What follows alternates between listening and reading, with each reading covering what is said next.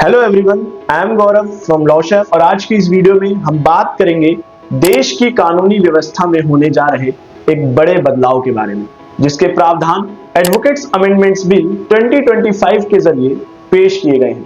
इस बिल में legal education, बार councils और वकीलों की प्रैक्टिस को लेकर कई महत्वपूर्ण बदलाव करने के प्रोविजन हैं।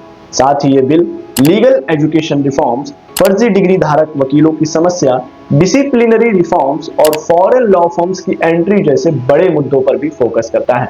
पिछले कुछ दिनों से देश भर की बार काउंसिल्स इस बिल के कुछ प्रोविजंस के विरोध में प्रोटेस्ट भी कर रही हैं। इस वीडियो में इन प्रोटेस्ट के पीछे के कारणों को भी जानेंगे। तो सबसे पहले समझते हैं इस बिल के जरिए लीगल एजुकेशन में क्या क्या चेंजेस होने जा रहे हैं। इस बिल के मुताबिक एक एडवाइजरी बोर्ड बनाया जाएगा जो लीगल एजुकेशन और रिसर्च पर ध्यान देगा। लीगल एजुकेशन सेंटर्स का रिकॉग्निशन भी सिर्फ बार काउंसिल ऑफ इंडिया ही कर पाएगी। लीगल प्रैक्टिस के लिए अब ऑल इंडिया बार एग्जामिनेशन को मैंडेटरी कर दिया जाएगा। एलएलबी और एलएलएम के एंट्रेंस एग्जाम्स भी कंपलसरी कर दिए जाएंगे। चलिए अब समझते हैं बार काउंसिल्स और एडवोकेट्स को लेकर क्या प्रोविजन इस बिल में दिए गए हैं और उनका विरोध क्यों हो रहा है।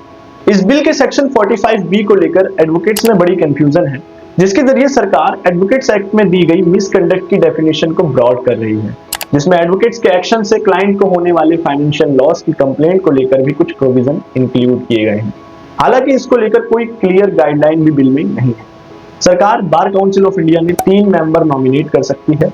सेक्शन 35 के जरिए वकीलों द्वारा किए जाने वाली स्ट्राइक पर भी बैन का प्रावधान है और इसी को लेकर विरोध हो रहा है।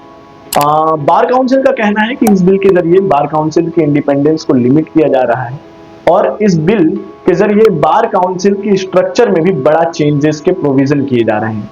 वोटिंग और इलेक्शन सिस्टम को और ट्रांसपेरेंट बनाने से लेकर सीरियस मिसकंडक्ट के केसेस में एडवोकेट्स के सस्पेंशन तक ये सारे प्रोविजन इस बिल में हैं। ग्लोबल लीगल मार्केट के लिए भी कई नए कदम उठाए गए हैं। फॉरेन लॉ डिग्रीज को रिकॉग्निशन दिया जाएगा और गवर्नमेंट रेगुलेशंस के तहत फॉरेन लॉ फर्म्स इंडिया में काम कर सकेंगे। लॉ प्रोफेशन में ट्रांसपेरेंसी और एथिक्स बहुत इंपॉर्टेंट होती है, जिसको लेकर फर्जी वकीलों को 1 साल की जेल और 2 लाख का जुर्माना का भी प्रावधान है और अगर कोई एडवोकेट ऑब्स्ट्रक्शन क्रिएट करेगा तो उसका नाम रोल से हटा दिया जाएगा। तो ये थे इस बिल के कुछ इंपॉर्टेंट रिफॉर्म्स जो लीगल एजुकेशन, प्रैक्टिस और गवर्नेंस पर डायरेक्टली इंपैक्ट डालेंगे। आपको ये नए बदलाव जो पेश किए गए हैं एडवोकेट अमेंडमेंट्स बिल 2025 के जरिए कैसे लगे, इस पर अपनी राय जरूर दें और अगले अपडेट के साथ हम आपको मिलेंगे लॉ शेफ पर। थैंक यू सो मच, बहुत बहुत धन्यवाद।